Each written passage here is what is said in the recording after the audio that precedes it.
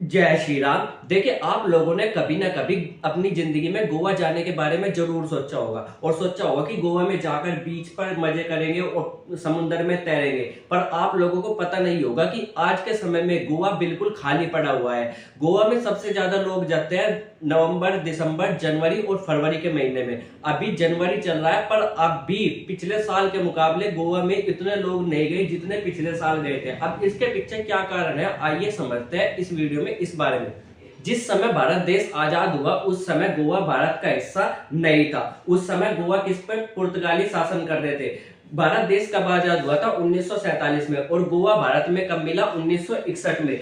जब भारत के प्रधानमंत्री जो कि थे पंडित जवाहरलाल नेहरू ने सोचा कि गोवा जो है हमारा ही हिस्सा है और इसको दोबारा से भारत में मिलाया जाना चाहिए, तो उन्होंने सेना की सहायता से एक ऑपरेशन किया। उस ऑपरेशन का नाम था ऑपरेशन विजय। ये ऑपरेशन लगभग 36 घंटे तक चला था, जिससे अंत में पुर्तगालियों ने हार मान ली थी और भारत की जीत हुई थी, जिसके कारण गोवा को भारत में मिला लिया गया था। जो कि कब हुआ था? 19 दिसंबर 1961 में। अब गोवा क्या है? गोवा भारत का सबसे छोटा राज्य भी है। अक्सर ये क्वेश्चन जो है एग्जाम में पूछ लिए जाते हैं कि गोवा को भारत में कब मिलाया गया या भारत का सबसे छोटा राज्य कौन सा है। अब अगर आप मैप में देखना चाहो तो यहाँ पर ये जो सबसे छोटा राज्य है ना, ये है गोवा। अब गोवा को दो भागों में बांटा गया है, नॉर्थ गोवा और साउथ गोवा। अगर आप देखोगे कि गोवा क्या है, गोवा यहाँ पर समुद्र के आसपास का क्षेत्र है। अब अगर कोई राज्य समुद्र के आसपास होगा तो इसके आसपास बहुत सारे बीच भी होंगे और ये बीच देखने के लिए लोग बाग बहुत सारे जाते हैं, जिसके कारण गोवा की जीडीपी चलती है। जीडीपी का मतलब यहाँ के लोगों के आसपास खाने के लिए कहां से आएगा?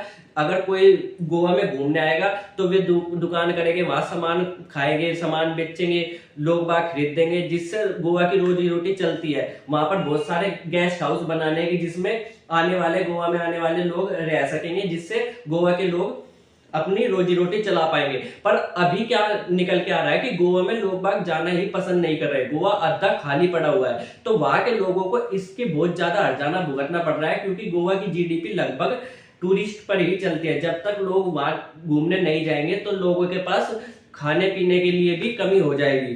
तो अब समझते हैं कि लोग बाग गोवा में जान क्यों नहीं रहे, क्या है इसके पीछे के कारण।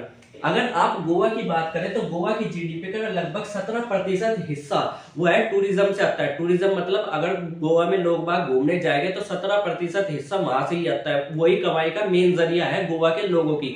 और अगर गोवा में लोग बाग घूमने ही नहीं जाएंगे तो फिर गोवा के लोगों को बहुत ज्यादा दिक्कत होगी। अगर आंकड़े के अनुसार देखें तो 2019 में लगभग 8.5 मिलियन लोग गोवा में घूमने गए थे। कितना? 8.5 मिलियन, लगभग 85 लाख लोग गोवा में घूमने गए थे, जबकि 2023 में यह आंकड़ा केवल 15 लाख का था और 2024 की तो और भी ज्यादा खराब हालत है। यानी कि लोग बाग गोवा में घूमना जाना ही नहीं चाहते। इसके पीछे के कारण अगर आप देखें तो सबसे बड़ा कारण है टैक्सी माफिया। टैक्सी वाले बहुत ज्यादा परेशान करते हैं जो गोवा में घूमने जाता है, क्योंकि उनका शहर नहीं है। जैसे उनको पता लगा कि ये यहाँ पर घूमने आया है तो उल जलूल रेट बताते हैं। और दूसरा, अगर वो चाहे कि दूसरे टैक्सी ले ले तो वे भी एक साठ गांठ करके लोगों को बहुत ज्यादा परेशान किया जाता है। और अगर विदेशी मिल जाए, मतलब वियतनाम से आया हुआ मिल जाए, चाइना से आया हुआ मिल जाए, तो उसकी तो और भी बुरी हालत करते हैं। जब इंडिया वालों की इतनी बुरी हालत ये टैक्सी वाले कर देते हैं तो सोचो विदेशियों का क्या होता होगा। इसके अलावा यहाँ पर रहना सहना बहुत ज्यादा महंगा हो गया। यहाँ के गेस्ट हाउस बहुत ज्यादा महंगे हो गए, रहना सहना बहुत ज्यादा महंगा हो गया। अगर आप देखें तो गोवा में घूमना आज के समय में बहुत ज्यादा महंगा है और बहुत ज्यादा सेफ भी नहीं है। इसी वजह से लोग बाग गोवा की जगह अन्य जगह पर जाना प्रेफर कर रहे हैं। अब लोग बाग सोचेंगे कि अगर यार इतने ही पैसे गोवा में देने हैं तो इससे अच्छा तो मैं क्या चला जाऊं, थाईलैंड चला जाऊं, वियतनाम चला जाऊं। कम से कम मैं ये तो कह सकता हूं कि मैं भारत से बाहर किसी देश में घूम करके आया। तो इस वजह से लोग बाग गोवा की जगह कहीं और जाना पसंद कर रहे हैं, क्योंकि गोवा में क्या है, बीच है। बीच थाईलैंड में भी मिलेंगे और बहुत सारी चीजें हैं जो थाईलैंड में मिलेगी, और भी बहुत सारी सुविधाएं हैं जो गोवा के लोग नहीं दे पा रहे। अब आप लोग ये देखेंगे कि कोटा की भी कुछ ऐसी ही स्थिति थी। कोटा के जो माफिया थे वहां पर भी टैक्सी वाले बहुत ज्यादा परेशान करते थे बच्चों को। अब लगभग कोटा की भी यही स्थिति है जो गोवा की स्थिति हो चुकी है।